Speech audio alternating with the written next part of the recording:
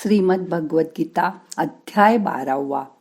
भक्तियोगामधील साकार व निराकार रूपात ईश्वर प्राप्ती. अर्जुन भगवान श्रीकृष्ण यांना म्हणाला की जो अनन्य भक्त माझ्यावर प्रेम करून नेहमीच माझ्या ध्यानात व भजनात निरंतर रत राहून मला सगुण रूपात मला परमेश्वर समजून माझी भक्ती करतो, परंतु या उलट दुसरे फक्त माझ्या अविनाशी सच्चिदानंद घन निराकार ब्रह्माचीच अतिश्रेष्ठ भावाने उपासना करतात, त्या दोन्ही प्रकारच्या भक्तांमध्ये अतिशय उत्तम असा कोणाला योगी समजावा ते मला सांगा. अर्जुनाच्या या प्रश्नावर भगवान श्रीकृष्ण म्हणाले की जो कोणी माझे रूप आपल्या हृदयात ठेवून आपले मन एकाग्र करून सतत माझे भजन तसेच निरंतर माझे ध्यान करीत असतात, तसेच जे भक्त अतिशय श्रेष्ठ श्रद्धायुक्त होऊन माझी सगुण रूपात भक्ती करतात, ते भक्त मला योग्यातील सर्वश्रेष्ठ योगी वाटतात.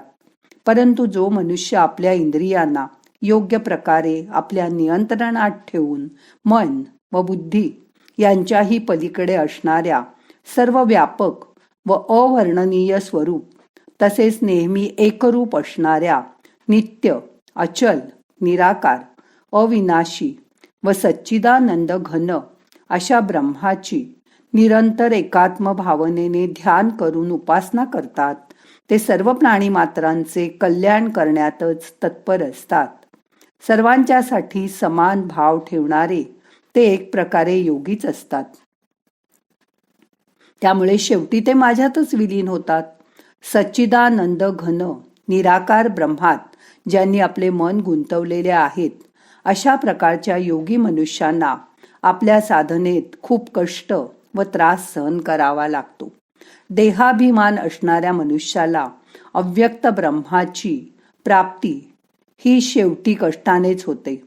परंतु जे मतपरायण भक्तजन सर्व कर्मे माझ्या ठिकाणी अर्पण करून माझ्या सगुण रूप ईश्वरीय तत्वाची अनन्य भक्तियोगाने निरंतर चिंतन करीत उपासना करतात, त्या भक्तांचा मी तत्काळ त्यांना त्यांच्या मृत्यूरूप संसार सागरातून मुक्त करतो. अशा प्रकारचे भक्त आपले मन बुद्धी व चित्त माझ्यातच ठेवतात व त्यामुळे ते मग माझ्यातच राहतील, यात मुळीच संशय नाही. जर तू माझ्यामध्ये मन निश्चल ठेवायला समर्थ नसशील तर हे धनंजय, तू मला आपल्या अभ्यासरूप योगाने मला प्राप्त होण्याची इच्छा कर. जर तू वर सांगितलेल्या अभ्यासालाही असमर्थ असशील तर तू केवळ माझ्याकरता आपले कर्म करायला उद्युक्त हो. अशा रीतीने जर तू माझ्यासाठी कर्मे करशील तर तू माझ्या प्राप्तीची सिद्धी अवश्य मिळवशील. जर तू माझ्या प्राप्तिरूप योगाचा आश्रय घेऊन वर सांगितलेले साधन करायला असमर्थ असशील तर तू मन व बुद्धी इत्यादीवर विजय मिळवणारा होऊन सर्व कर्माच्या फळांचा त्याग कर. मर्म न जाणता केलेल्या अभ्यासापेक्षा ज्ञान श्रेष्ठ आहे. ज्ञानापेक्षाही माझे ईश्वरीय स्वरूप ध्यान श्रेष्ठ आहे व ध्यानापेक्षाही सर्व कर्मफळांचा त्याग श्रेष्ठ आहे, कारण त्यागाने ताबडतोब परम शांती मिळते. जो कोणत्याही भूताचा द्वेष न करणारा, स्वार्थरहित, सर्वांवर प्रेम करणारा व अकारण दया करणारा, माझेपणा व मीपणा नसलेला, दुःखात व सुखात समभाव असलेला आणि क्षमावान म्हणजे अपराध करणाऱ्यालाही त्याच्या पश्चातापानंतर अभय देणारा असतो. तसेच जो योगी नेहमी संतुष्ट असतो व ज्याने आपले शरीर मन व इंद्रिय ताब्यात ठेवलेले असतात, तसेच ज्याची माझ्यावर दृढ श्रद्धा असते, तो मन व बुद्धी मलाच अर्पण केलेला असणार. अशा प्रकारचा माझा भक्त मला प्रिय आहे. ज्याच्यापासून कोणत्याही जीवाला उद्वेग होत नाही, तसेच ज्याला कोणत्याही जीवाचा उद्वेग होत नाही, जो हर्ष मत्सर भीती आणि उद्वेग यापासून मुक्त असतो, तो भक्त मला प्रिय आहे.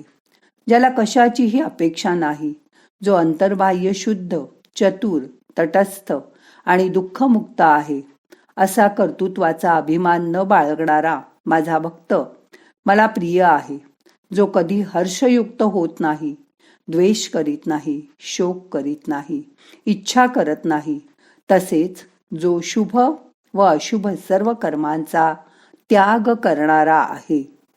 तो भक्तियुक्त पुरुष मला प्रिय आहे, जो शत्रू आणि मित्र आणि मान व अपमान यांच्याविषयी समभाव बाळगतो, तसेच थंडी, ऊन, सुख, दुःख इत्यादी द्वंद्वात ज्याची वृत्ती सारखीच राहते व ज्याला आसक्ती नसते, तसेच ज्याला निंदा व स्तुती सारखीच वाटते, जो ईश्वर स्वरूपाचे मनन करणारा असतो. जे काही मिळेल त्यानेच आपला शरीर निर्वाह होण्यात नेहमी समाधानी व संतुष्ट असतो. व तसंच ज्याला आपल्या निवासस्थानाविषयी ज्याला ममता किंवा आसक्ती नसते, तो स्थिर बुद्धी असणारा भक्तिमान मनुष्य मला सदैव प्रिय असतो. परंतु जे श्रद्धाळू मनुष्य मतपरायण होऊन वर सांगितलेल्या धर्ममय अमृताचे निष्काम प्रेम भावनेने सेवन करतात, ते भक्त मला अतिशय प्रिय आहेत. अशा तऱ्हेने श्रीमद भगवद्गीता, उपनिषद, ब्रह्मविद्या आणि योगशास्त्राविषयी श्रीकृष्ण आणि अर्जुन यांच्यामधील संवाद असलेला भक्तियोगात साकार व निराकार रूपात ईश्वर प्राप्ती नावाचा हा 12वा अध्याय येथे संपूर्ण होत आहे. श्रीकृष्णार्पणमस्तु. नाहं कर्ता हरिकर्ता हरिकर्ता हि केवलम. ओम शांती शांती शांती.